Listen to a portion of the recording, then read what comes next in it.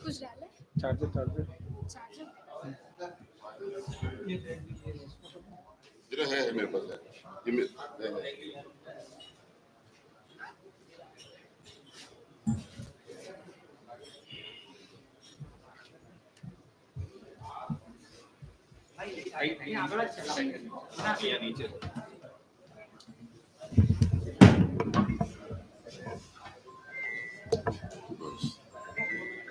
Take it. Mix it up.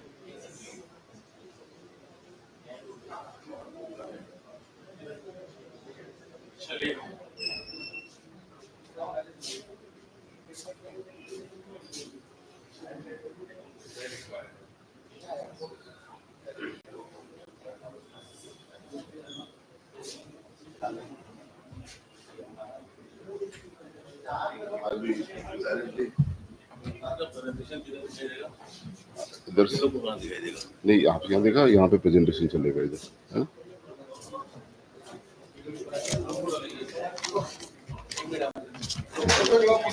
अच्छा, ये शुरू करेंगे बाद में। अच्छा ठीक, हाँ पहले इनका।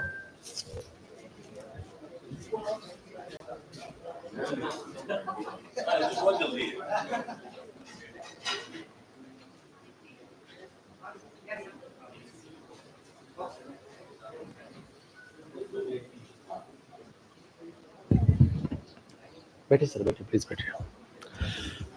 Hello. Good evening.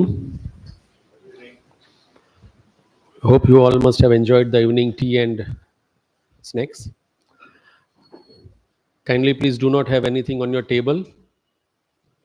Your hand and mind or mouth should be free to digest the information which Sanjay is going to share with us.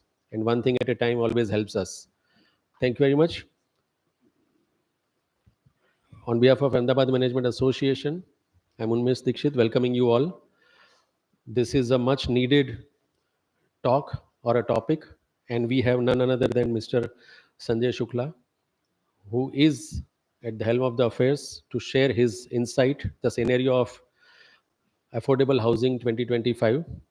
At Ahmedabad Management Association, we have been doing such talks, such public forums in the interest of society so that they get more learnings and sharing, and it helps them in their personal and professional life. Thank you very much, our partners. We also have with us Rajendra Bhai. Rajendra Bhai has been a name in the city, supporting many lakhs of people, 60,000 people he was sharing right now, who is a beneficiary from his NGO for the housing segment or as an NGO, his support. So thank you very much, Rajendra Bhai, for joining us. And we have Sanjay Bhai and Sanjay Bhai. So they both are the key people to bring this event at AMA. Along with that, Dr. Savan Godiawala, my president. So let us start this event. After the presentation and sharings are done, you will have a Q&A. As a process, we will felicitate the guests today and we'll start the event. Thank you very much. I'll request all the people at backside, please sit down. And now the guests, if they are coming, please excuse them for the tea and coffee. Now only one thing we will be doing it. Thank you very much.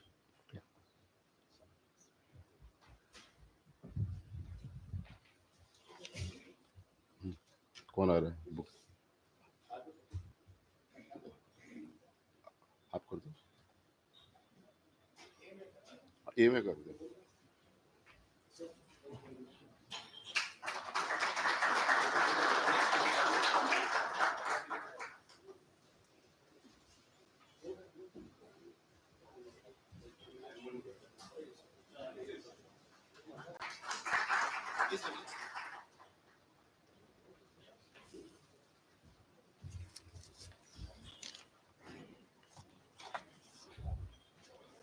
Good afternoon, everyone. Dear friends, colleagues, and all my dignitaries, thank you so much for coming here. I, Sunil Chandra, your colleague and friend, welcomes you all for this exciting evening. It is heartening to see and meet you all after so much long time. In fact, I'm really thankful to all of you. Thank you so much, guys. It's my pleasure and an honor to extend a heartfelt welcome to the dignitaries here who are sitting on the dais. I would first thank AMA, Dr. Savanbhai Godiwala, President AMA, Unmesh D, for Executive Director AMA, for organizing this event. It was very quick, and thank you so much. We are thankful to Sri Rajendra Bhai Joshi, a social entrepreneur who has been doing development work for the urban and rural poor in India through an NGO called SAT. He founded this NGO in 1989. Saj focuses on vocational training, employment in the BPL segment, and affordable housing in Gujarat and Rajasthan. So thank you, Rajendra Bhai, for joining us and be part of the DICE. We have next dignitary, Sanjay Bhai Shah, who has done a great work in the affordable housing space. In fact, he has delivered more than 3,500 units in the affordable housing space. Being an architect, he has been great planner as well, and more importantly, he has worked very hard on building the communities. It is not the project which is important, but building communities is very, very important. Thank you, Sanjay Bhai, for joining us on the board. We have many experts. We have leading real estate developers sitting here. We have chartered accountants. My friend Rajiv is also there. Dinesh Bhai is not missing. Uh, we have eminent lawyers also. Sheval Bhai was planning to come. We have Tarun Bhai. Tarun is there. Thank you so much. And all my dear friends who are my housing finance professional. Thank you so much, guys. Jitul is there. Puneet, thank you so much. First and foremost, on behalf of all the housing finance professionals, developers, and planners of Ahmedabad, let us extend a grand welcome to Sri Sanjay Shukla, Managing Director of the National Housing Bank. I request Sri Sanjay Bhai to present a bouquet of token of our respect and admiration to all the dignitaries and say some words. Sanjay Bhai, please.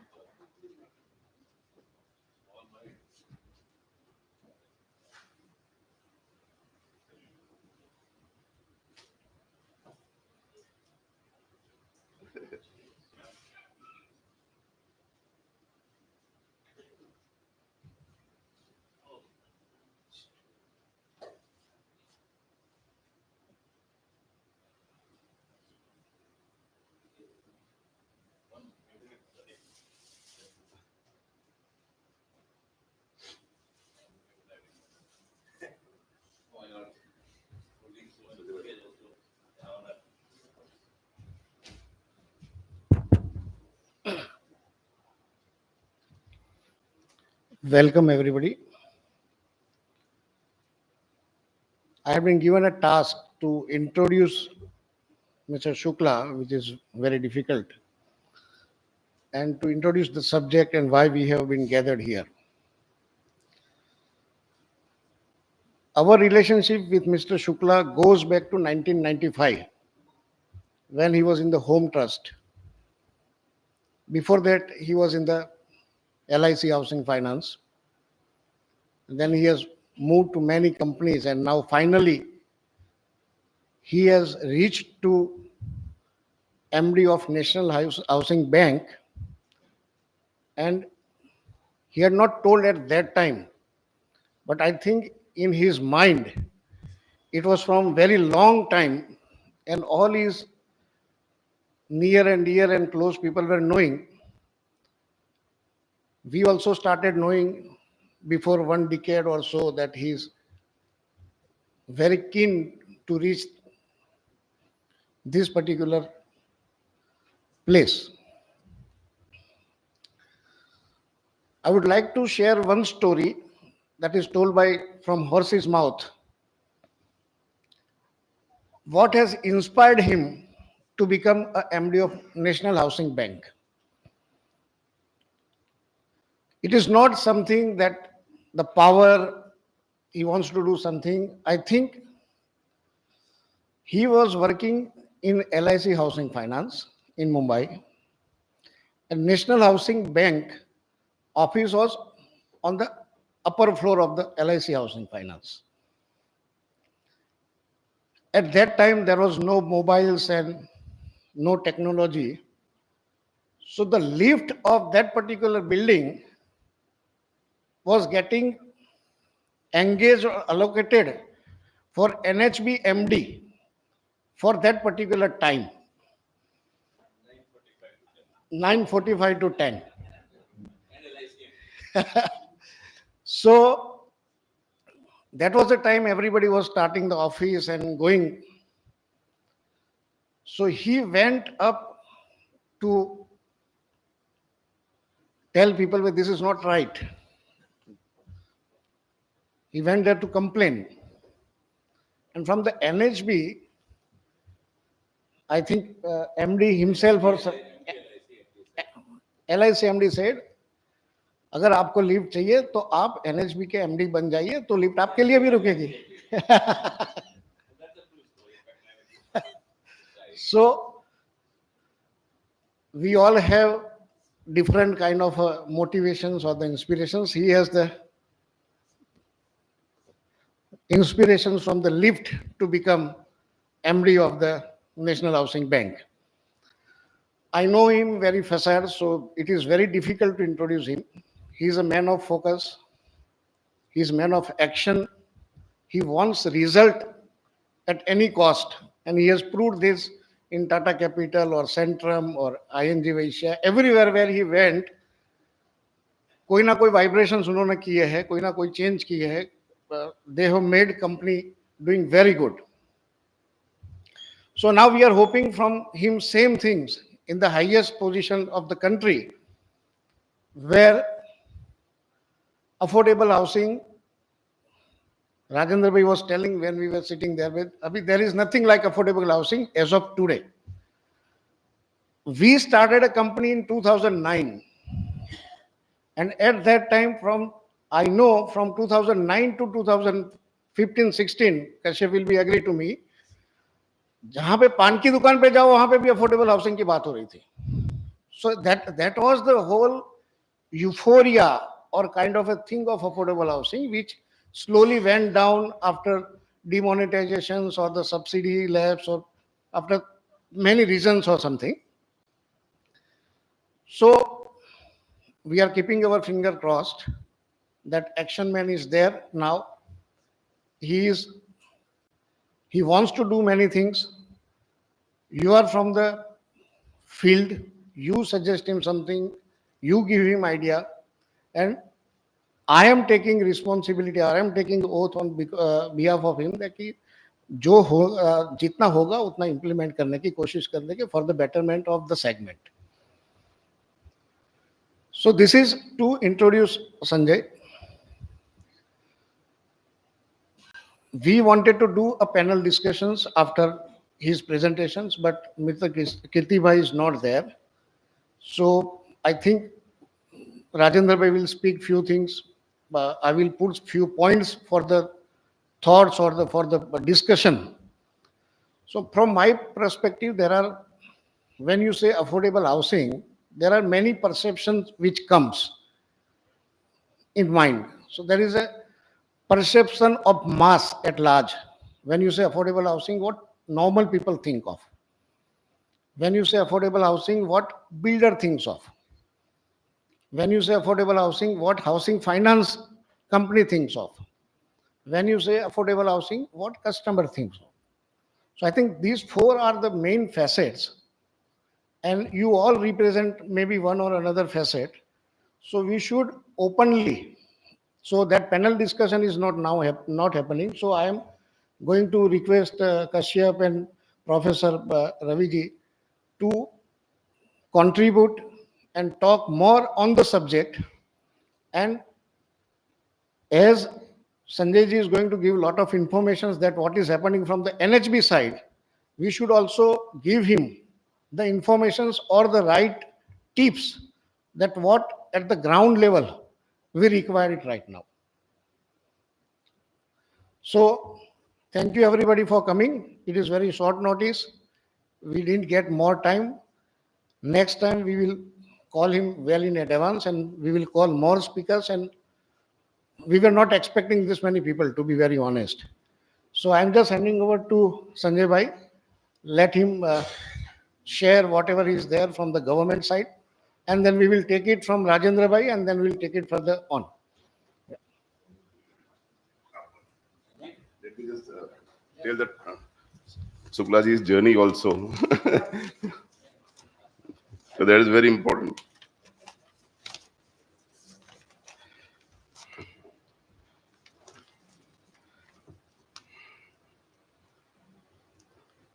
Success is the sum of small efforts repeated day in and day out Anil, my good friend, has given this synonym for Shuklaji. This principle just fits into the success. Despite his remarkable achievement, he remains very grounded and humble.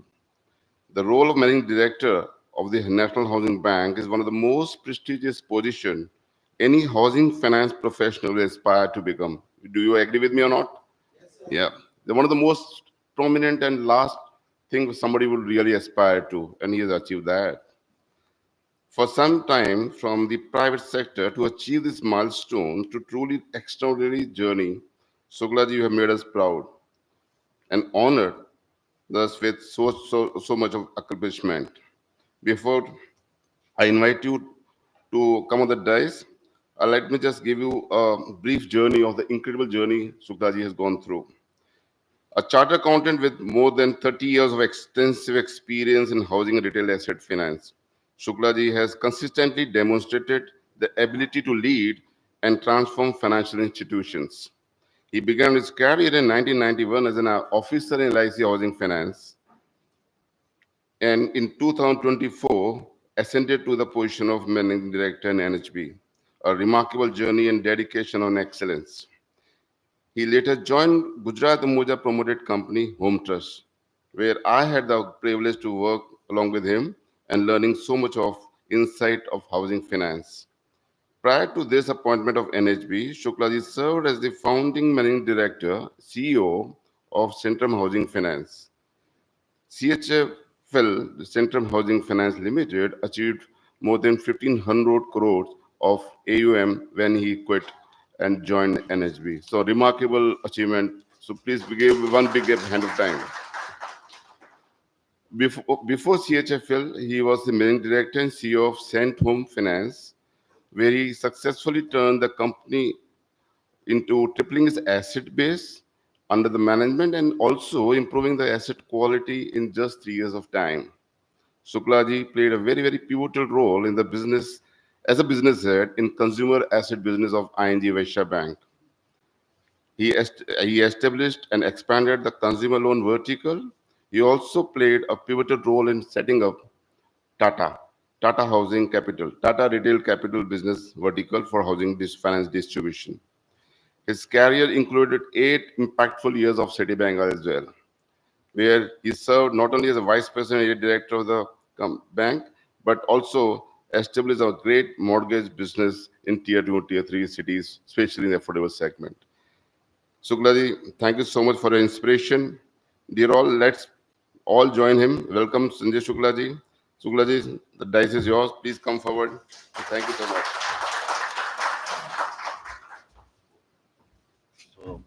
Thank you for such nice word. I don't know whether I deserve that or not, but I'm grateful to Joshi Saab and AMA and Sawan Bhai and Dikshit Saab all. And it was very inspiring to come and talk to you. And especially majority of the people is either of my age group or elder to me. I don't say, but what story was narrated by Sanjay Bhai is a true story. And the genesis of the story, in fact, for the younger generation, which I see sitting over here, if you really want to pursue your dream, nothing can stop you. I did my CA, I was 22, 21 and a half, which was a very early age. And in those days, somebody doing CA at 21 used to think that I'm the most intelligent person on the earth. And I got a job in LIC Housing Finance as a first batch of officer. One or two things he didn't mention, so I'll just clarify. So in those days, and especially those who worked in government, would agree that if you are late by 10 minutes on 3 consecutive days, your one day CL goes. So in those days, those who are familiar with Bombay, to LIC, and this gentleman who's for whom the lift was reserved, he was none other than Mr. MJ Fairwani. Those who are familiar with Harshad Mehta, that case, he was the managing director of National Housing at the time. So 9:45 to 10, and I used to get down at Churchgate station, and I used to walk down till Akbar Ali's building. And in those days, we didn't have so much of Uber, Ola in 1991, 92. So by the time you reach office, you are almost half breath because you walk down some 2 kilometers. And so then the liftman tells you, no, no, you can't take, it is reserved between 9:45. So I went to LIC MD and I said, sir, this is not correct. I lost my 3 days holiday because 9 days I was late.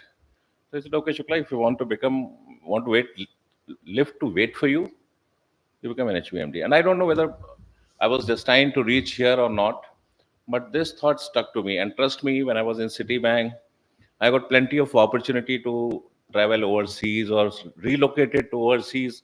A lot of colleagues which used to work for me traveled to overseas and relocated. But I never relocated because I thought if I move out of India, I'll lose the focus of this. And I don't know whether I was destined to reach here or not. And I didn't come here for any, but it is something it's stuck and it's all destiny. So for the younger generation, the only takeaway, my life story is not very inspirational and all that. So please don't be influenced by that. But only one thing is there: if you want, then destiny will also support you to get what you want. Whether and it requires a lot of sacrifice also. It is not that just because it comes as a bed of roses. There have been instances, but anyway, those are personal. But this was something I thought I'll clarify for the benefit of the youngsters. And but if you have to pursue a dream, you have to pursue a dream for years. It's not for a week or months or few years. I am sure वो होती है ना कि आप किसी को चाहो तो कायनात भी, ऐसा कोई कुछ बोल रहा था किसी ने तो मेरे में कायनात मेरी जॉब थी तो ठीक है, मतलब I am not that. So anyway, so coming back to affordable housing scenario, see, basically this affordable housing subject has been talked about for years, and as Sanjay bhai rightly said that वो पान का दुकान में भी affordable housing.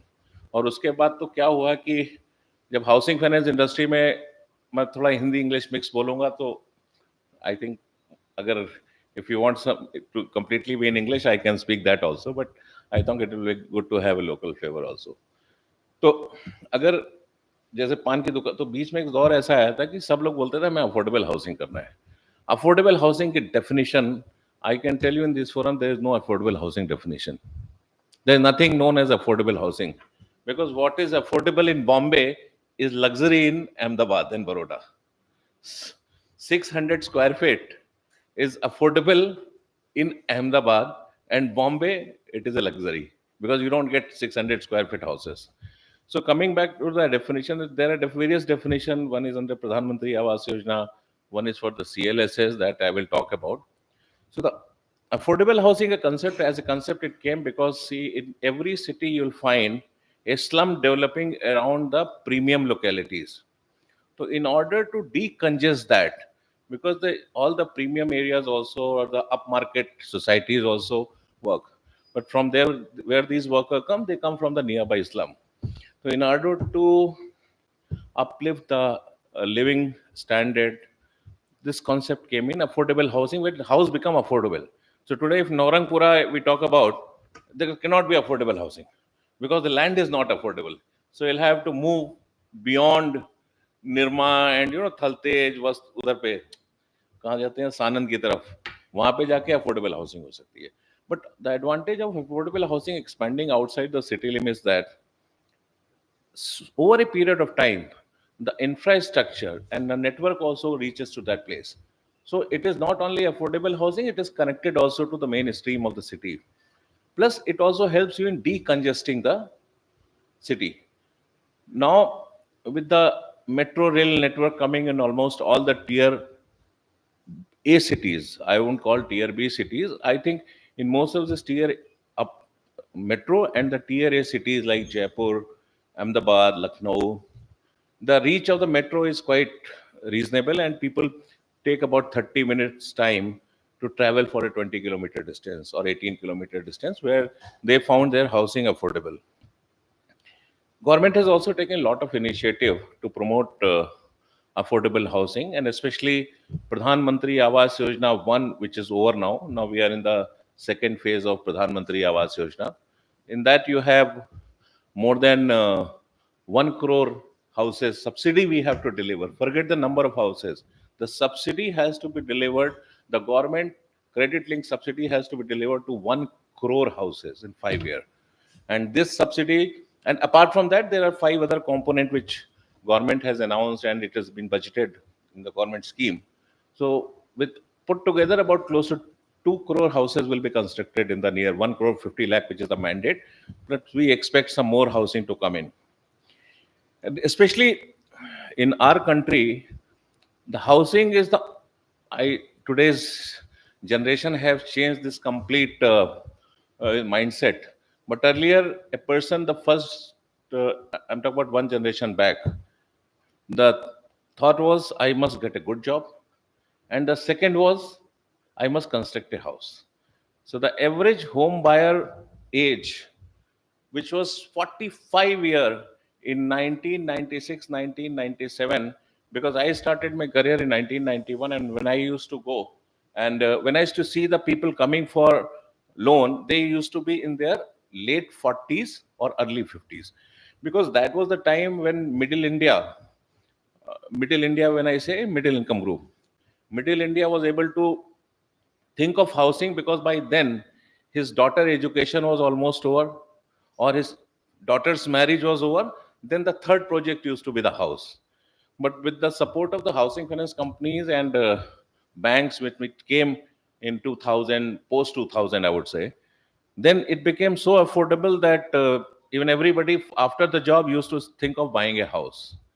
But today, kids or the younger generation, they are again going back to the old thought. They don't want to buy the house because work from home concept has changed their mindset. Because in fact, and that's something which I'm sharing with you, the facts that in Bangalore, which used to be the most techie dominated city where most of the house transaction used to take place, now the sales numbers have dropped.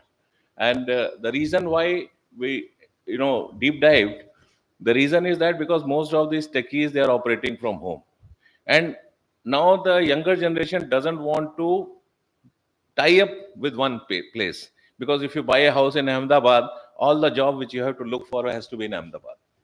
So that's again a very different mindset and the scenario which is there.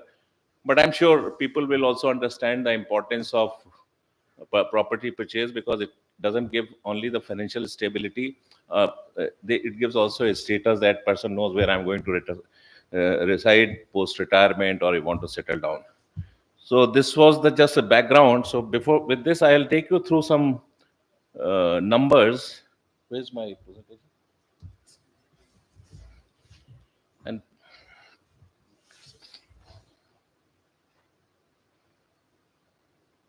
ये वाली है, last one. Hmm,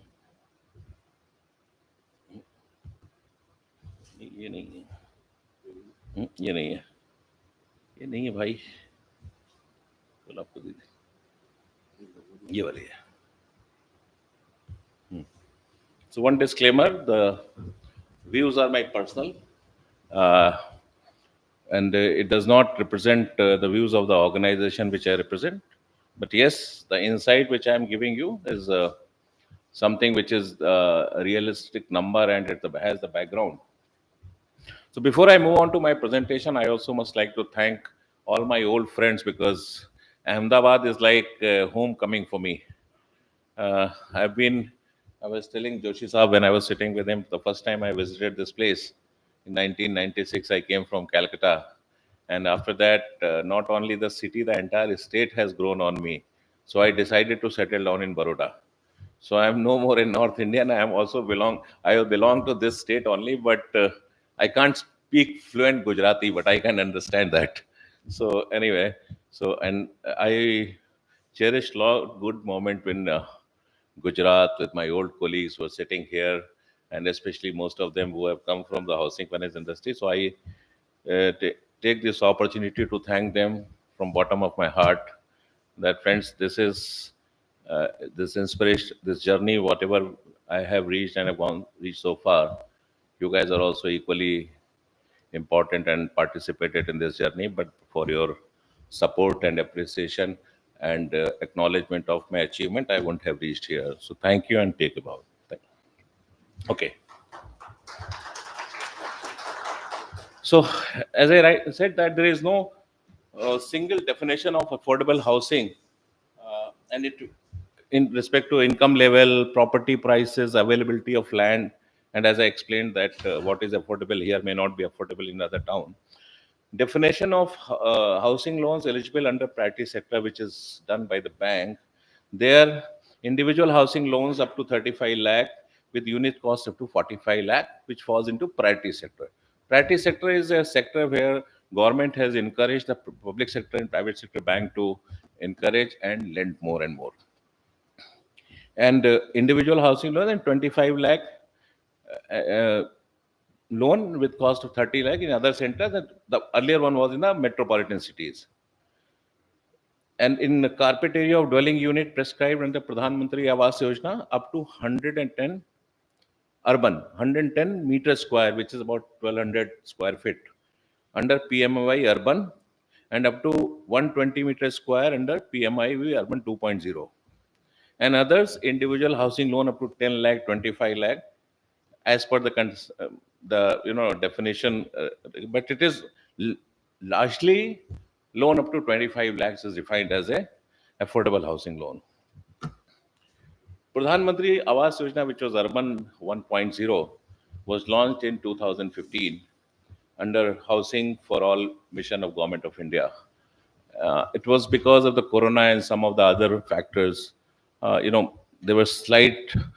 was a lot of growth in the first 2-3 years. Then they took a backseat for some time, but now it is back. In fact, the current PMAY 2.0, which was launched in September 2024, 1 crore urban households. So the number which I gave you, urban household, it is not that the rural household will also be included. So 1 crore urban household, and largely it will be there in tier 2, tier 3, because in metropolitan cities, the moment it becomes affordable housing, it goes beyond the city limit. So number may be included here, but that will be primarily for the cities which are just outside the boundary of Bombay or Delhi or Chennai or Bangalore. So that will be typically a two cities. In the next 5 year, housing loan outstanding of HFC and bank to increase by 2 lakh crore in sub 10 lakh bracket. 2 lakh crore loan, and less than 20 lakh in 20 lakh crore and 0 to 25 lakh. So 0 to 10 lakh is typically very small units which are there in tier 3, tier 4 cities. So if you look at the numbers, 2 lakh crore for tier 3, tier 4 cities, and 20 lakh crore for tier 1 and tier 2 cities, which is again a big number. And improvement in the accessibility of the target segment to the formal housing finance system, because when we talk about affordable housing, we have to look at the target segment. Okay, 20-25 lakh loan you may forget in smaller cities, but when you go to Bombay, a taxi wala takes loan of 25 lakh. But how to assess the income of a taxi wala which is 25 lakh, which is a very difficult proposition, and it is very, very difficult to estimate. So there have been various mechanisms which are being followed by the private sector banks and housing finance companies, where they have an informal system of assessing the income. So I'll tell you one story. In fact, Sunil is also, when we started the affordable housing, so suppose a chai wala sells chai, how do we, because they are not the one regular one who follow the tax laws and file the income tax return. So one day I and Sunil sat in front of a chai wala, और पटरी पे जो लगाता है, सुबह से 2 घंटे हम बैठे, हमने कहा ये सब 50 कप चाय बेची, तो if you take 8 hours working तो उसके 200 कप चाय हो गई, and we take 4 rupees. In those days the chai was being sold for 5 rupees और 4 rupees. अभी तो 10 रुपए से नीचे कुछ मिलता नहीं है, तो इसकी 200 रुपए की रोज की इनकम है. So multiplied by that 6,000. That's how we arrived at the eligibility. But now you have more formal system where income assessment is possible, because today the loan is there with everybody. आप चाहे mobile खरीदने जाए, आपका civil record बन जाएगा. आप washing machine खरीदने जाए, आपका सिविल रिकॉर्ड बन जाएगा. So today it is possible to have a civil record or credit history even if you buy a consumer household, which is any electric appliances. So coming back to affordable housing, supply side invention. So we have 3 type of schemes in the Pradhan Mantri Awas Yojana. One is beneficiary. So I'll give you the background and the opportunity which is there. Then I'll come back to you on the question how we can increase the supply. Because apart from having a monologue and giving my presentation, I want to take this opportunity to have the suggestion that how we can expand the scope of affordable housing, and how we can supplement this affordable housing. One is beneficiary-led construction, where the landowner is having land in his name, property in his name, and he approaches the state government or the central government fund for the construction, where the construction to the extent of 50-60% is subsidized, and he has a one-time grant of 3 lakh rupees or 2 lakh rupees depending on the area and the size of the property. So, but this is a beneficiary where the landowner land has to be in the name of the family. Affordable housing in the partnership, which is basically AHP projects, where the private public partnership is there, and he purchases property in the these projects. Affordable rental housing, this is a concept which is evolving, and it is not very common, because affordable rental housing is that where a property is rented to you, and over a period of time you become the owner of the property, which is taking time, and this concept will evolve. And especially those who have access to the overseas housing market info, they would know that in the social, what is called social housing in the European countries, is what we are trying to start here also. Demand side, then Pradhan Mantri Awas Yojana, the interest subsidy scheme, where anybody taking loan will be given a subsidy of about 1.86 lakhs in the next 5 years to subsidize the interest rate which he is paying. So today, if somebody is taking a loan on at about 11% or 12%, post this interest subsidy scheme, the effective rate of interest is 8%, and 8% lending today to affordable segment is as good as prime segment lending, because prime segment we get loan up to at 8% only. If I were to go today and take a loan, I will get at 8% or 8.5%. So with this, we have been trying to extend the support of Pradhan Mantri Awas Yojana to the urban poor, because a loan of 20 lakh and 25 lakh, not urban poor, economic weaker section is the right word to talk. So, Indian housing finance market, currently the outstanding loan are 2,083 crores, which was there in 1986-87, has reached to 33 lakh as on 30th September. So just see 2,000 in 1986, in the 40-year journey, it has reached to 33 lakh crore, which is quite a huge number, and especially with the focus of most of the banks and HFCs, this we have been able to achieve this number. And this is just to give a sense of the affordable housing market. First two numbers are important, because as on 30th September, loan up to 10 lakh, which is typically a loan on in tier 3, tier 4 cities up to 10 lakh. So it has 2 lakh 5,000 crore. And loan up to 10 to 25 lakh, which is affordable housing in tier 1 and tier 2 cities, it 8 lakh 41,000 crore. So out of this 33 lakh, 10 lakh crore is coming from affordable housing segment. So country as a whole, we have 1/3 of the loan outstanding, which comes from the affordable housing segment. The size-wise distribution, okay, this is with bank contribute about 78%, and we as a housing finance company contribute up to 22%. So we have enough opportunity, and especially in smaller cities, which all of us, and now this is the number which I want to just share, because since I'm having this discussion today in Gujarat, so 8% of outstanding of the total loan in the country, which is from Gujarat. And if you see country as 100, so this state contributes 8%, which is quite a sizable number. And it is not only because people are more loan centric. It's not that people are loan centric. The way the builder of Gujarat, they have approached this piece, where I remember, unfortunately, that time there was no Pradhan Mantri Awas Yojana, but Sanjay Bhai used to have a company called Swar Silp, if I'm not mistaken. So there he was creating Nandan 1, 2, Nandan 1, 3, and it was way back in 90, 99, 2000, 95, 96. Either what is this Nandan 1, 2? So he was selling 2-bedroom house with all furniture. That was a very new concept in those days. And typically that was falling into affordable housing, because those projects were not being sold at a very high price. But all these, so in those days, people like, some builders having those innovative product. So today, that is why Gujarat contributes 8% of the total outstanding.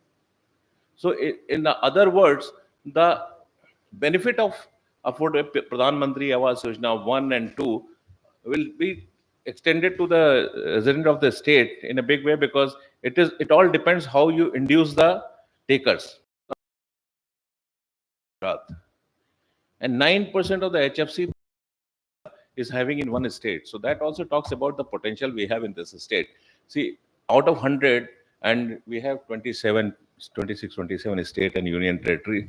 Out of that, 9% branches are here only. The total, if you see the other side, the central assistance committed 21,064 crore, which is 10% of the total central assistance. And so the central assistance released for the affordable housing for the state is 19,000 crore. So in fact, government is also supporting this initiative. So my endeavor would be, because these were the first few things which I thought will set the tone for the affordable housing discussion. And we have also started credit risk guarantee scheme for a small ticket loan, which is going to help the affordable housing segment loans where it is in default. The government is guaranteeing the loan up to 70% of the total outstanding, which is a very big support. And the guarantee fee which is paid is 0.5% one time. So if the loan tenor is 15 year, we have only 3 paisa per year. So this was my initial thought, and thank you for giving me a patient hearing. And I'll be more than happy to have a discussion which will be involving the whole group, not select few will ask the question. The rest of them probably, they believe that what this man has talked hasn't understood my way. So if there is any clarification, anything, I'll be more than happy to answer. Thank you.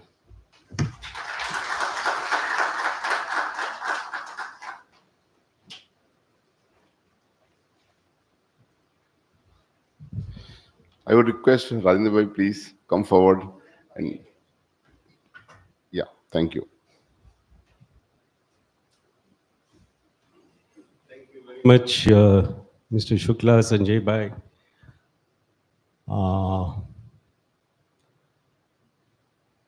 When we talk about affordable housing, I can claim to know a lot because Sanjay bhai was the pioneer in Ahmedabad city for affordable housing. But he did not really know that who is going to buy those houses, because he had never dealt with a segment which would want to buy affordable housing. And that is how Saath joined hands, that we could create a customer pipeline. People living in, low-income neighborhoods, slums, informal sector, they would be the ones interested in buying the house. And, so we worked with the housing finance company. Micro housing finance company was one of the first, with DBS affordable housing and others, in order to create a good ecosystem by which the customer would be made aware of what is housing finance, what is, what does it entail buying a house, what is super built up area, what is EMI, etc. We worked all that. And believe me, we created a very large movement of people wanting to buy affordable housing. The willingness was there. The appetite was there also. But then what happened is that the houses started becoming unaffordable. I think when we started off, you could buy a house for 4 lakh rupees.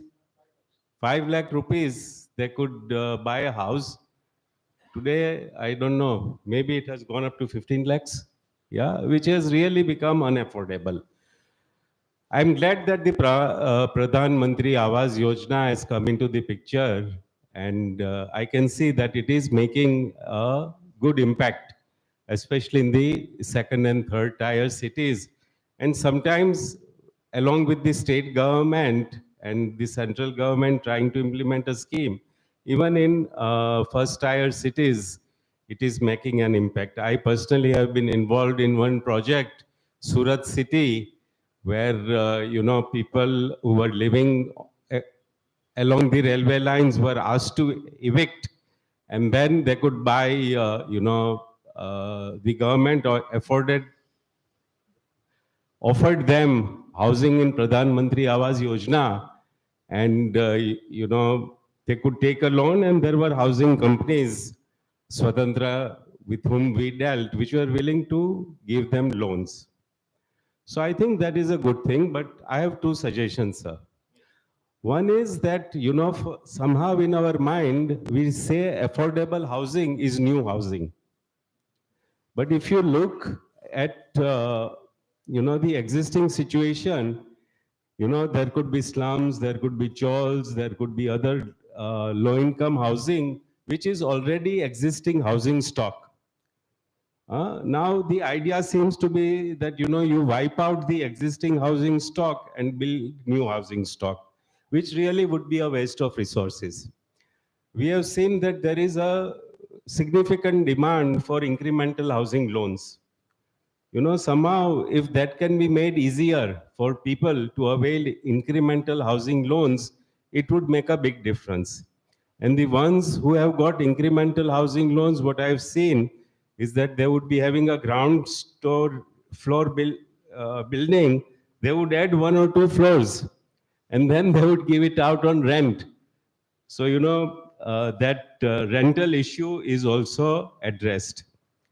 What I forgot to say right from the beginning is India is going to be now driven by urbanization. Urban areas are going to be the economic engines. And urbanization is really migrants coming to urban areas, contributing. Now, where are you going to house them? So certainly housing becomes important. The other topic I wanted to raise, but I don't know how to go about it, but I'll take a risk, is that who is the person after the house is bought or even in the decision of buying the house? I think the woman plays a very significant role. Which house, where house? But over here with, you know, my fingers, I can count the number of women present over here. And really, this is a very important discussions which is happening. You are over here. And I think that if somehow the ecosystem, developers, NGOs, banks, etc., if more women were involved, then I think wiser and better decisions could be made. So that is my submission, sir. Thank you. I will answer one by one, and I think Joshi Saab has raised all the valid point. In fact, I forgot to mention also. But sir, I would like to submit that this has been already taken into consideration, especially your first question on how if already slum is in existence. So we want not if we want to remove them from there. If you look at the new model in some of the places in Madhya Pradesh and in Maharashtra, where because when there is slum, the title is imperfect. So even if you construct or you're having a house there, the ownership of this cannot be transferred. So for that, what some of the state government have taken a call, and what you as rightly mentioned in Surat, they were given the opportunity to relocate to some other place, because the place which they were occupying on the by the side of the railway line, which was not legally owned by them. So the transfer, and it was railway land. So they were given money to, either they were compensated or this property was given to some developer to construct some mall or something else where he could, manage the FSI and take the additional FSI.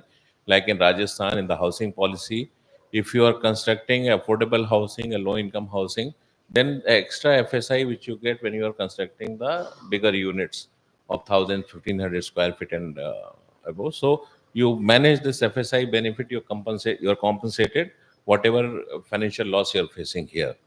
The second thing is in Maharashtra also now what they are doing, if it's a slum and it is occupied by a group of people or some slum dwellers, so that they are relocating them to a rented property, and they are constructing and handing over the right with the property with the correct legal documents. Because today, just even if you look at the terms of the loan is not a 15-year loan. It is something which is there for the generation, because even if you pay the 15-year loan, the title gets transferred to your next generation. Then how it's transferred to third generation. So something which is legalized, though legalized is not the right word, it is being given with the intent that it becomes something with a clear title. So that is one of the reason why They are not evicted, they are relocated and new property is constructed. Coming to the women borrower, you say that, so we have very few women present over here, but as a part of the scheme, even NHB has a scheme where if the co-borrower is a woman, then we give interest concession. Not only that, some of the state government also encourage, if the ownership is in the name of a woman, they get the stamp duty concession. So we have been trying to give all these incentive so that many more women borrower come forward and the home ownership is transferred more to women rather than having a dominated society which we had few years back. I think I see a lot of change coming in the current scenario. In fact, every 9 home loan application which are coming to us, out of 10 we find them at least home loan co-borrower is a woman, maybe for interest benefit 0.5% or 1%, whatever they get. And majority of the states like UP, Rajasthan, where they have announced a decent concession of stamp duty, there also a lot of home ownership is having either jointly with the women or only in the name of a women. There are still few a part of society which is getting registered and in the name of male, but I think majority by and large people are, not only because there's a financial incentive for them, and 2% of the property value is huge, and especially at that age where the property buyer is a middle class India.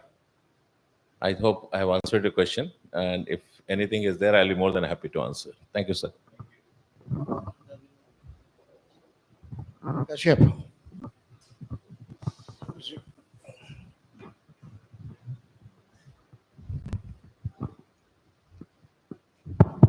Uh, Yeah, thank you, sir. So, I mean, nothing as far as the suggestions or recommendations is concerned, because you yourself have been worked in the housing finance industry, and I had a privilege to meet you again. Visited you 2 months back when you just joined with Jayesh sir. So that time only he started recommendations, how he wants to shape up in general the affordable housing segment, as well as the governance model also, in terms of taking care of interest of the customers. And that's something where he also knows where is the loophole, and how the customers are exploited. So it was very positive interaction that we had. And today when I 2 3 days back only, I had a discussion with sir, and he said that we are coming with the credit guarantee scheme, which is more, you know, uh, uh, I think it will be a more proactive approach, and where I think even the housing finance company also will be more courageous to give loans to people where the loan amount is less. What uh, Rajendra sir was mentioning about, classic case of Surat Municipal Corporation, where loan amounts are very small. Sometimes it's very easy, and when it's very like uh, straightforward scenario where we are giving a 10 or 15 lakh rupees loan, and the volume is also going up, but it's very difficult to give 2 lakh rupees loans to 5 people. So I think that's something very important step, where if we can actually work out and able to get those guarantees, which we can execute. And refinance, already he mentioned that refinance may uh, as per the potential and capability of the housing finance company, if we'll get more and more refinance, then I think that benefit can be passed on to the housing finance sector. But as a since I have worked with, I think, both of you, I mean, Sanjay sir also and Rajendra sir also, uh, and as you rightly said, I mean, in 2009-10 Narol, where only there were only 2 3 projects which we could count on, like uh, Umang, which started at that point of time, and Om Shanti Nagar 1 and 2, and the rest of the part was a barren field. I mean, and from there, today it's even difficult to find a house at 25 lakh rupees. So there are two things. One is, of course, the challenge of having affordable housing, but it's also success stories where those people who have purchased a house at 5 lakh rupees, their valuation also gone up, and it's also efforts that all of us have made together. Uh, one thing, I think the challenge I could see in general is, sometimes what happens is, whenever the houses are purchased, and the affordable segment, when say the people working in the informal sector started living together, maintaining those properties even after 5 years is sometimes becoming a challenge. And where I guess even organizations like Saath, and even a developer, and somewhere some role if we all can play, and make sure that wealth creation is happening for them, so that there will be a value of money for those customers staying there, so that less delinquency which we can expect, and eventually have a better ecosystem or society where I think we can work together. It's something like, yeah.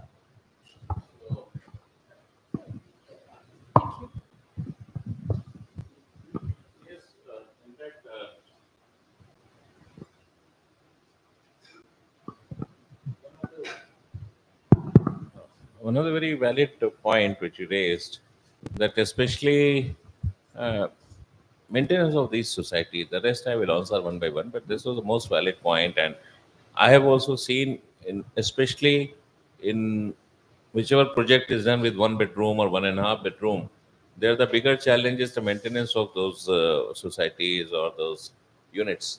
And especially I had an opportunity in my previous assignment to fund one of those building on second hand sale. And when the person defaulted, I went myself, I realized the lift is not working, and climbing up to fourth floor or fifth floor at least was not my cup of tea in the current days. Had it been 20 years back, probably I would have been. So I'll tell you how to overcome this. In fact, there is a very smart move taken by some of the developers when they are in the process of developing. See what happens typically when you take a loan on these properties. These properties are typically 6 to 7 lakh or 8 lakh maximum. Take 20,000 rupees extra and do it as a security deposit or the deposit for the maintenance. Because see, this segment of the society which we deal with, they are not in a position to give you 500 or 600 rupees or 800 rupees maintenance per month. Because if even the maintenance is charged, they are not paying, because there are some two groups, and they will say this president is off, no, will not pay, and this has happened. So one of the builder in Calcutta, he did it, and today the property is, he what he did, he said 5% will be towards the corpus. And even in housing finance company, we fund your garage or parking space. So some took exception because that 5% deviation is there with the companies. So we started funding 5% extra. So on 35 lakh, 7 lakh loan, it is 35,000. So if there are 50 properties or 100 properties, it becomes a huge sum. With that, 35 lakh, if there are 100 properties, 35 lakh, then maintenance also can be outsourced. And then we gave the responsibility in the local household, that in your block, this is the budget, all of you see, extra you pay on your own, because there the society cannot take the ownership of getting it maintained at the cost of society. So these are the new ideas, and we discuss as we grow. We ourselves starts finding the solution. It is not the solution has come in the rule book or it came from any management college. When they realize how to resolve this, like when you're thrown in the water, either you will sink or you'll come out.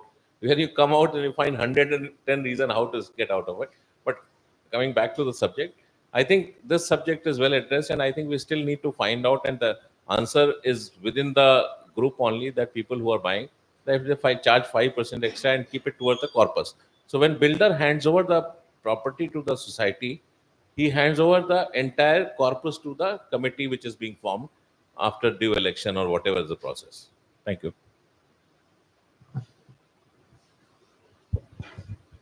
So first of all, thank you very much for your valuable time. My questions is on, see, all people are talking about two, three scenarios in economy. One, gold import has increased, rupee depreciations by the day. How do you see the interest scenario in 2025 and the effect in the housing finance industry? Predicting interest rate scenario is a combination of various factors, and predicting that is very difficult for any individual, because even the if there is a war, if there is any epidemic, if there is a currency fluctuation, so these are the external factor which is beyond your and my control. But going by what we have seen in the recent past, I think it's going to be more or less same. Could be 25, 50 basis point here and there. In fact, yesterday RBI has come up with the advisory to NBFCs or bank, where they have asked them to give fixed rate loan. And why it has come? Because we see lot of merit in fixed rate loan, because the customer knows what he is going to pay over a period of time. So now coming to the mortgages, it is a very, very difficult to have a fixed rate for 15 years. So we have started a mortgage securitization company. The entire US and European and American countries, the mortgage is funded by securitization, which was not there. So NHB has taken an initiative, and we have set up a company which will be operational in the month of March and April. So where you originate 100 crore loan, I will securitize it, give you the spread, and you can offer 15-year or 12-year, 13-year fixed rate mortgage. So at least interest rate fluctuation is one thing.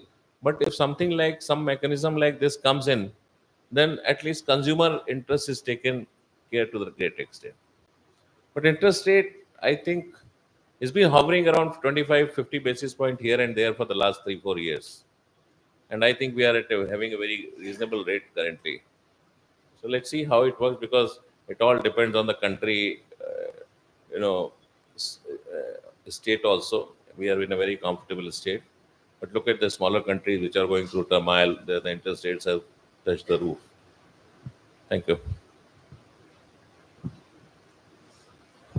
Good evening, sir. First of all, delighted to get this insight of affordable housing from you.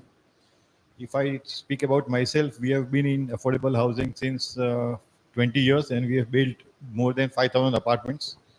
And by affordable, we mean people who buy from the bottommost cadre of the pyramid, like vegetable vendors, part-time cooks, rickshawalas, etc., even Harijans. So we have sold apartments to all these people, and they have taken loans. Now the issue that we face is that most of these people are from unorganized sector. So about 40% of our total units that we have sold are from the unorganized sector, and they get a very big issue of getting loans, since they don't have income proofs or PAN card or IT returns. So I just have a small suggestion, like akin to nationalized banks who have to deploy a certain percentage of their total loans to agriculture loans.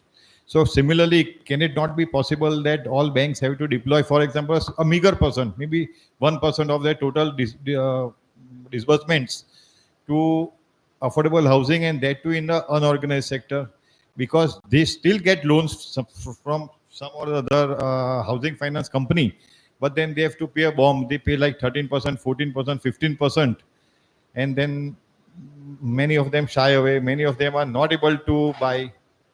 So this is one issue that is currently being faced. Okay. Thank you. So when I was giving my presentation, and before I started the presentation, I mentioned that now even the nationalized bank also have been asked to design a program, and I am happy to share with you that 5, 6 nationalized bank have already shared the program, and where it will be, the loan will be to informal sector.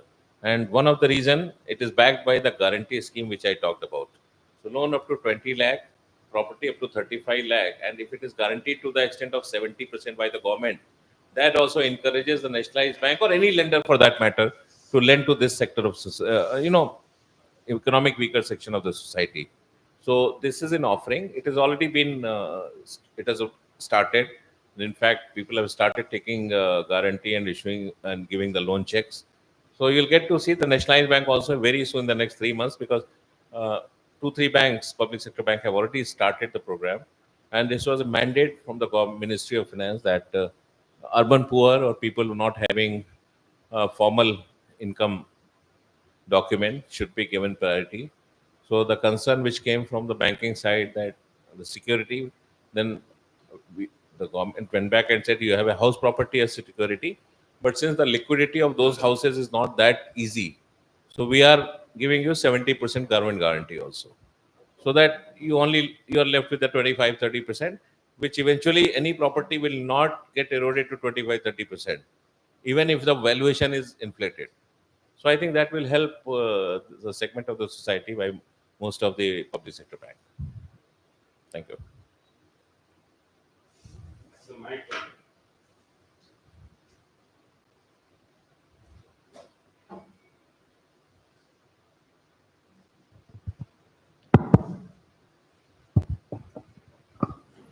Good afternoon, sir. Thanks for the opportunity. So the first one was the credit guarantee scheme that you talked about. Do you see a risk of underwriting practices by HFCs getting diluted because 70% of the loan exposure is getting covered? And a second question was, recently we are seeing a lot of delinquencies coming in the MFI sector. One of the reasons being talked about is over leverage. So do you think there can be a ripple effect of this on the affordable housing space? So, as far as the credit underwriting standard is concerned, so even the guarantee scheme, the guarantee company will also do a second level of check on sample basis to ensure that we do not overvalue the property, and to the great extent it is mitigated. But 30% loan is going to be on your book, and out of the 70% guarantee which we will underwrite, only 75% will be paid. The rest 25% will be paid on the completion of the recovery proceeding.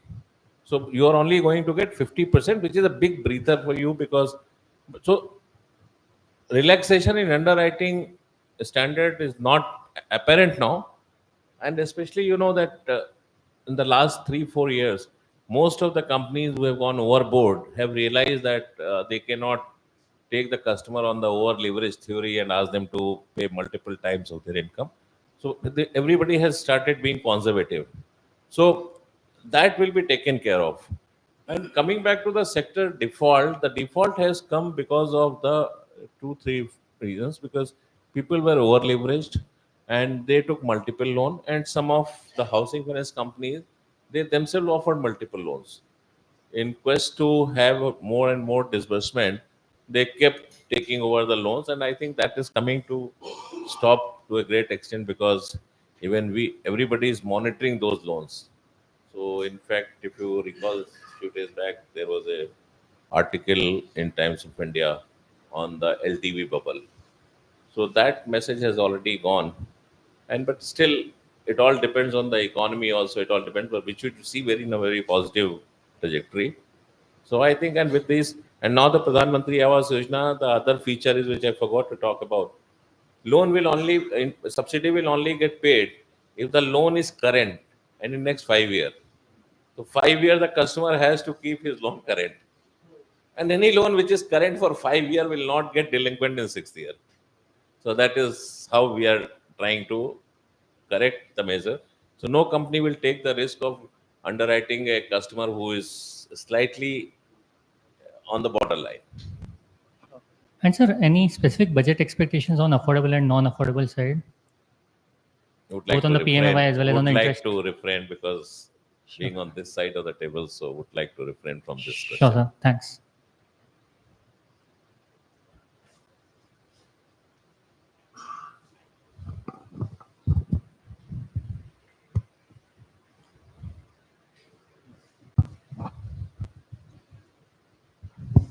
Yeah. Thank you for a wonderful session. I wanted to ask that there has been a long pending demand for the industry status to the real estate sector, because a lot of benefits are there. So that can we expect something in the budget for that, or it has been a long pending demand? So any views on that? So the views is, I think they are still working on that. And what is there in the budget, that only the people who are preparing the budget knows. And so let's wait and watch. I think there's a long pending demand. So should be something in, and it all depends how they perceive. But I'll tell you, even in terms of the real estate sector, if you look at the trajectory in the last 3-4 years, it's not been on the great trajectory. See, post COVID, it has just picked up. So whether the industry status comes or not, even people, whatever the benefits are with the industry status. In fact, if you look at some of the government concessions, like somebody doing affordable housing, they were allowed some concession. And if you're creating affordable housing fund, so those are things. Let's wait and watch. I would not like to comment on this at this point of time.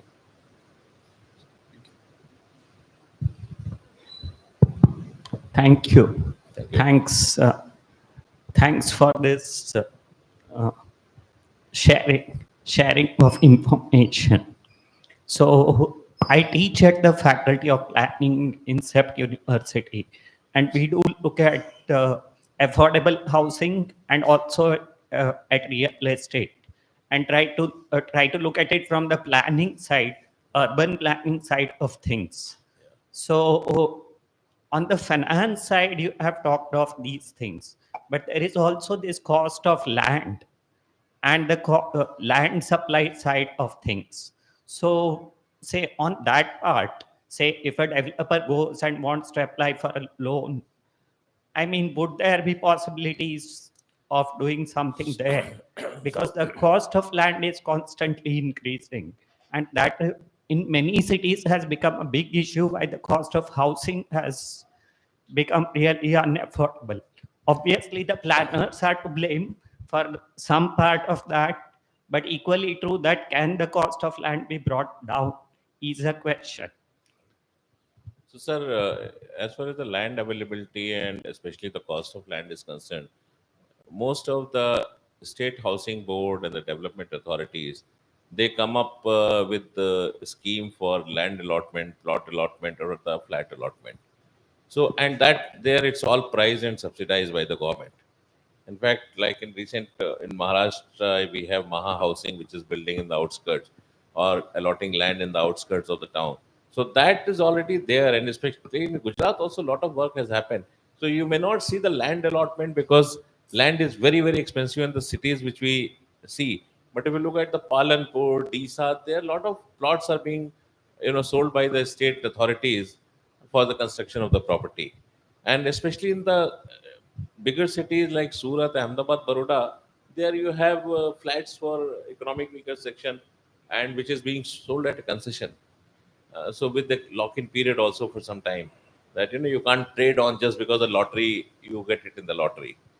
So land is, and especially other states, UP and MP, they are having a separate lottery scheme for economic weaker section. So land availability is not in plenty. So it is not being allotted on the shelf basis that you come over the counter and you get the land. So that is being done in most of the states, sir. When our studies indicate that total proportion of land that gets allotted, even say the total land supply that comes into the market, that is so minuscule that your EWSLIG demand, it's very very difficult to address it using that. So I think with the affordable housing scheme and the Pradhan Mantri Awas Yojana, and especially the infrastructure getting extended outside the city, when you have a metro connectivity, that is a matter of time. It may take 2 years, 3 years. Today, if you look at Baroda, the city has gone so much beyond what used to be. There today, the land is available, and to some extent, you will have to undergo the pain of commuting for a period of time. Like people who went to Boisar in Bombay, 5 years later, Boisar was part of the extended Bombay. So that whatever is affordable today may be out of limit, but tomorrow over a period of time, so we have to sacrifice either the time or the cost for some time. Thanks. And just to put this on the table, most of the metros in small cities are actually running on a loss. So while we think the metro solves the problem, the government is actually bearing the burden of cost, because most of the metros in small cities are not being able to achieve break even. Even after 10 years of operation, they are not able to do that. Delhi Metro, I believe, again has gone back into a loss. So while we think of transport as a solution to increase affordability of land, we need to look at both the sides. So I don't know. I'm not an expert on transport, so I will not comment there. okay. But So I'll tell you a recent, in fact, those who are from north, and now this Delhi has extended the metro to till Meerut. Meerut, those who know, is about 90 kilometer, and it takes about 50-55 minutes. So of course the transportation infrastructure, if it is extended, so and Meerut cost of property is one third of Delhi or outskirts of Delhi. So obviously, because today we have the bigger challenge of transportation. So unless one of that is solved, because what happened in Boisar, Tata sold property for 10 lakh, 8 lakh. Everybody thought was this property, who will buy, who will stay. But trust me, the rickshaw driver, the taxi driver who were staying in the slum, they said, my daughter, my wife will stay safe if I have a property with lock and key. So they went there. And in fact, out of curiosity, I was talking to one of the taxi driver that you commute 1 hour to get a hold. The taxi was parked in Mira Road because beyond Mira Road it's Boisar. So he says, हाँ साहब 2 घंटे का travel है but मेरा wife और बेटी बेटा सब सुरक्षित है. हम पहले जहाँ रहता था तो हम रात में जंजीर लगा के सोता था, कोई चोरी करके ले जाता था. तो ठीक, we also have to sacrifice something for the sake of the family, either some, luxury, or you may say some time. So definitely transport is will to great extent, and the infrastructure available in the vicinity of the area where it's being called, so-called, the shifting of the affordable housing. Thank you. Can I have one more question? Yeah, please. So one was on this rental housing. While ARCs, affordable rental housing complexes, that is one way of looking at housing. But in the real estate sector nowadays, the rental housing is also emerging as co-living, co-working, that kind of rental housing, right? So can there be a different policy for that? Because even the middle income groups, though they may invest in housing one city, they are a mobile group. They keep moving from city to city, and they would not want to invest in every city. So, but right now, I believe we did some very preliminary studies. The developer develops properties, but intermediaries that can manage these properties, we don't have a mature market to look at that component. And so co-living and co-working spaces, they don't become widely available in many cities. So can there be some financial incentive for that? So as I mentioned that it is in the very infancy stage, and we had just had 2 meetings, and we are quite hopeful because given the housing stock which is available in surplus is some of the cities, because every city today is having a decent amount of stock which is available under lock and key. For two reasons. One, as an individual, we don't want to rent it out in certain state because there it becomes a litigation issue if the tenant is not vacating the property. But I think the concept what we have picked up from the social housing which is there, because as I said that it is under study, and we see lot of opportunity in this, and we are also talking to various agencies to find out what is the way out. And coming to the urban poor and economic weaker section, in fact, I think under Deen Dayal Gram Antodaya Yojana, some work is happening, but that will be given at a very concessional rate. But once the affordable rental housing piece takes up, and some demonetization, dematerialization of the housing stock, because today the bigger challenge is like Airbnb. Why I'm talking about Airbnb, because that this concept is familiar to most of you, can sell or rent it out a part of the property. And it's just a wild thinking. And not the people who are there in the study group, they all are mulling over various ideas. So something like that, because like Nest is a concept, it's a website which, for youngsters, they make the room available. So similarly, another thought is being developed that why can't we have a rental housing, because I know I'm going to be in Noida for 1 year, I get a house, because going through broker network and then landlord also thinking, yeah, who will be the next. So something is being worked out, and since it is a part of Pradhan Mantri Awas Yojana too, I'm sure in the next 1 or 2 years something concrete will come out. Thank you, sir. Thanks.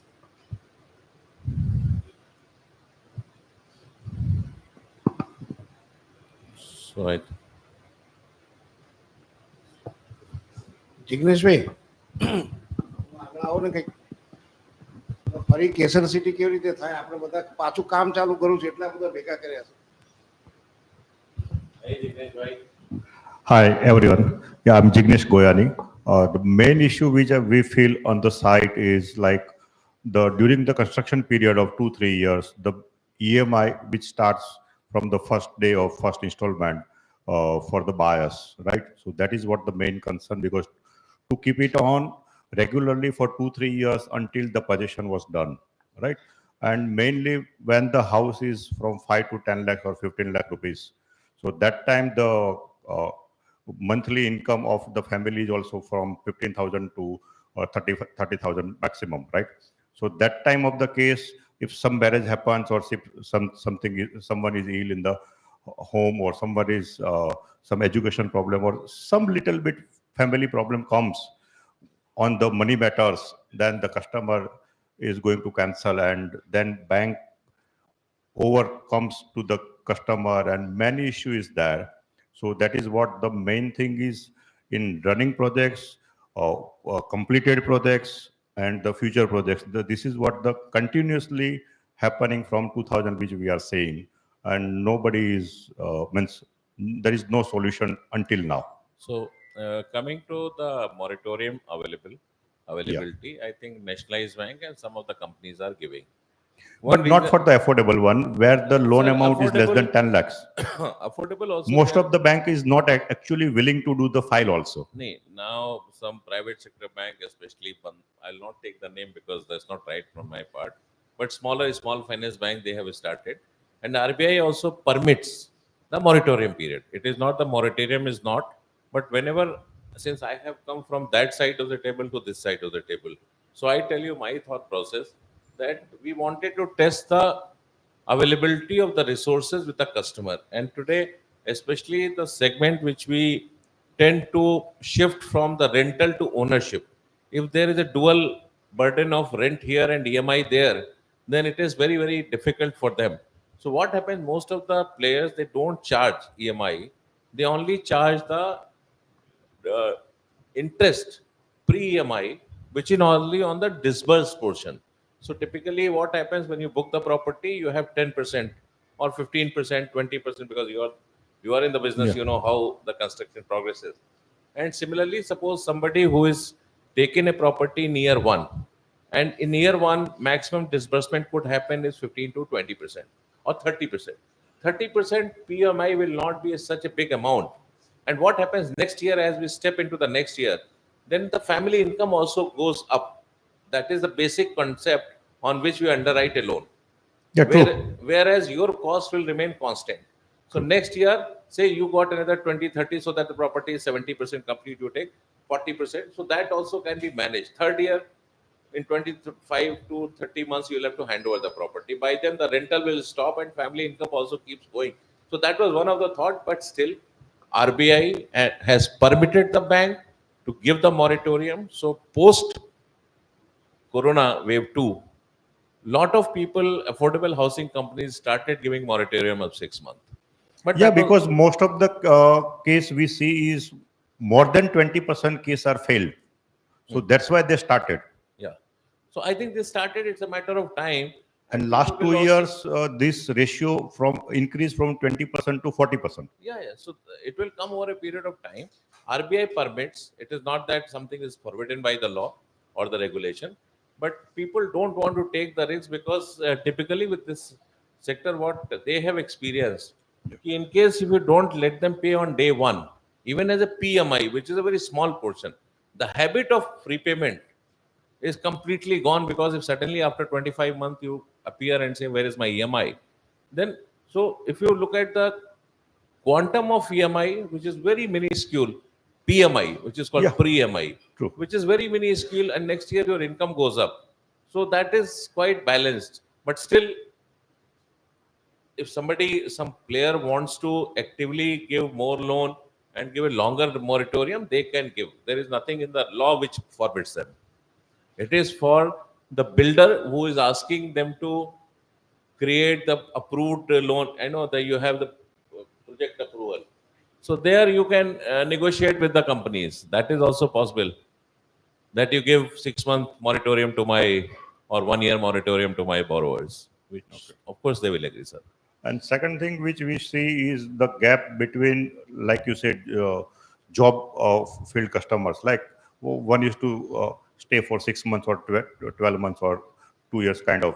So for that, it's like time sharing business kind of model. Something should be there, or some finance available should be there. So both way win-win situation can be there. And one more thing is like EMI lapse or something like any uh, issues in repayment, right? So that time, that instead of moratorium period, the refinancing of that lapse by the means the same bank or same institute or someone else, right? So that can be also get the customer on track. Yeah. In fact, it's a good suggestion and a good thought also. We'll work on this and we'll come back to you on this. It's a good thought. Thank you. Thank you, sir.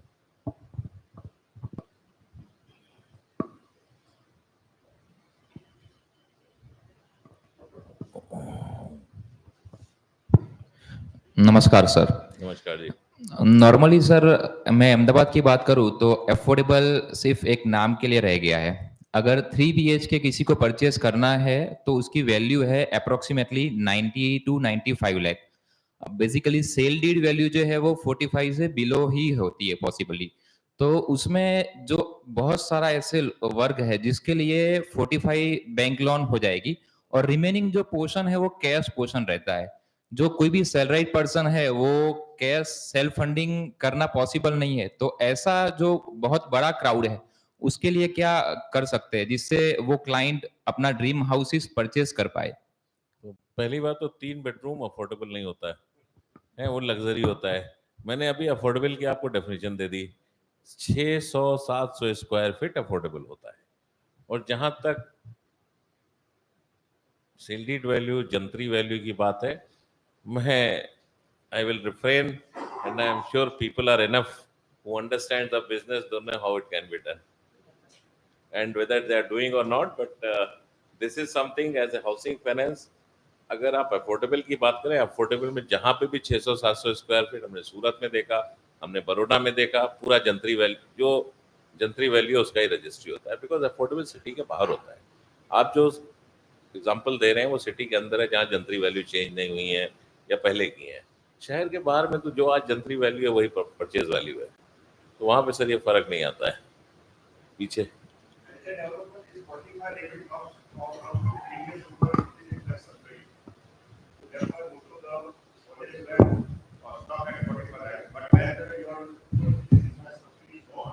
then this 45 lakh limit is already gone. Yeah, the subsidy is coming back again, sir. Yes, subsidy is coming back again, but not should be with this kind of limit. It is not coming here. No, the subsidy is coming only with the limit of property. Limit of property of size. Size and the income of the family. Yeah, income of the family and loan amount. Yeah. Loan amount also 20. Loan amount is also 20. 9 lakh income, 600 odd square feet, 700 square feet and 1100 depending on the city. Because previously what happened is for like from 45 lakhs, person is taking the loan of 40 I know, lakhs, sir. There were some getting issues. 2.66 तो lakhs. इसीलिए इस बार हमने subsidy को 5 हिस्से में डाला है। 5 साल में आएगी, so that the real borrower will have real borrower plus real benefit person. Yes, exactly the same thing. Thank you.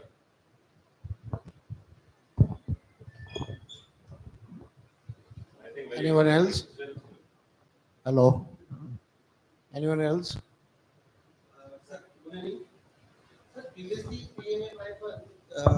There is 2.67 subsidies given in 2,67,000 rupees, and this PMA 2 1.80. Why is it so, sir?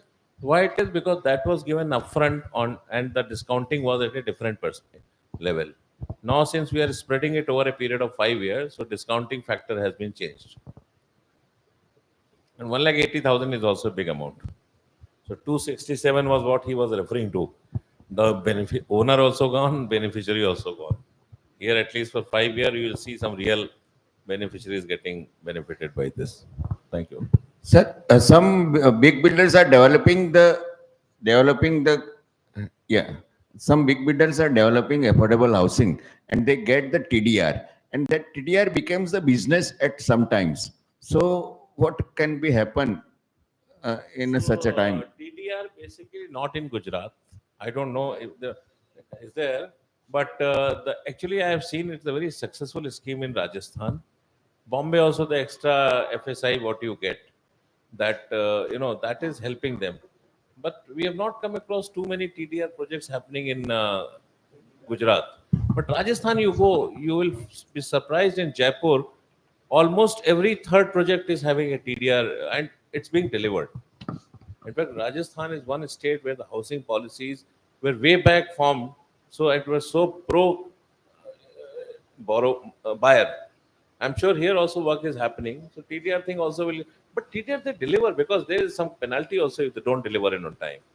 Because in Rajasthan, I'm sure, because since it's a state subject, so my insight is not that deep. But Rajasthan, we have they have penalty also. Not that first you have to develop the EWS. Then you have to whatever extra FSI you can use only if you develop ESWS and MIG, and then you can use that. Thank you.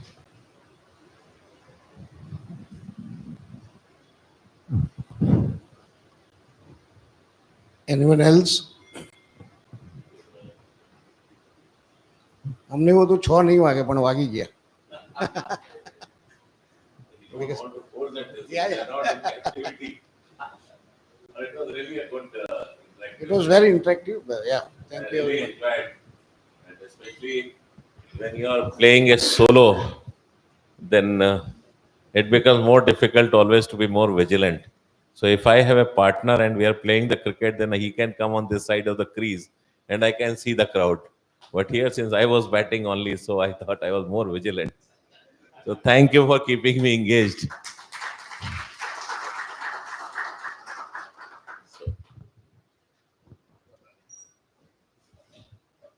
Thank you very much for all of you once again. Thank you, Shukla ji, for a really deep inside thoughts. Very provocating questions also were there. I'm really, really happy to see you all. Thank you so much. And all the best. Yeah. We'll meet again. Yes, will please come forward for the small memento which we are going to offer.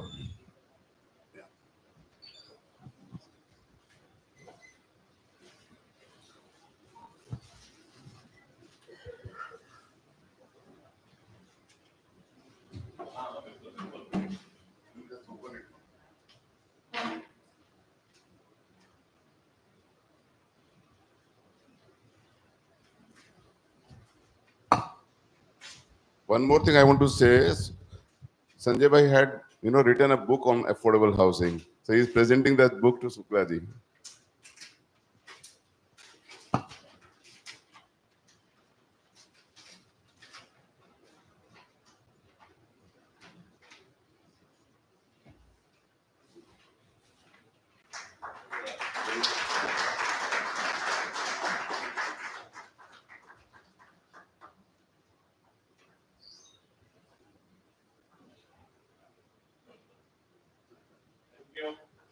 Thank you for being such a wonderful host.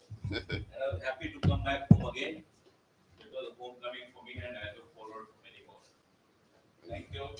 Thank you and bye.